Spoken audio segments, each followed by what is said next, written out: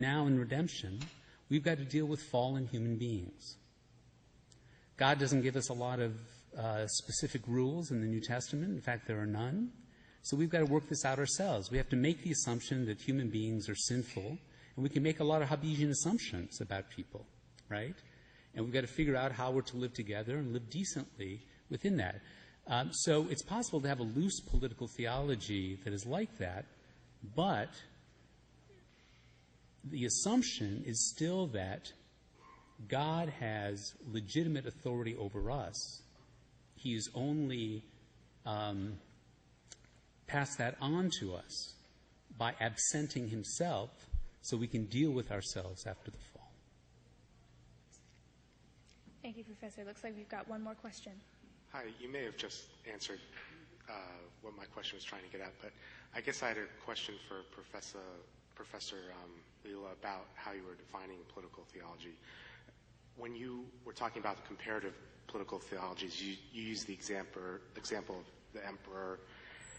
And I guess my question in bare bones is, when you were defining political theology, were you assuming a sort of an authoritarian political theology, or more in line with the answer you were just giving? You're still fading out. Can you speak up there? I guess my question was, as you're defining political theology, is there an implicit assumption you're working with that it would have to correspond to some sort of authoritarian worldly component or parallel, or more in lines with the answer you just gave? Would the answer you just gave to you in your mind not really be a political theology, or I guess my question is there that tension within political theology itself between authoritarianism and anti-authoritarianism?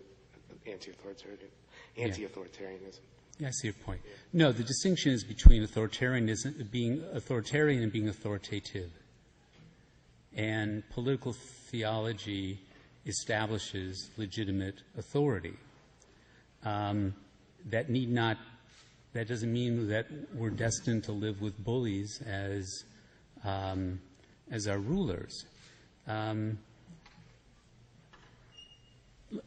Let me give you an example of someone who is, I think, I'm not sure quite how to read him, but someone who sounds like a negative political theologian. That is, a political theologian who sees God to be rather absent, and that's Reinhold Niebuhr. Niebuhr takes the Augustinian assumption that human beings are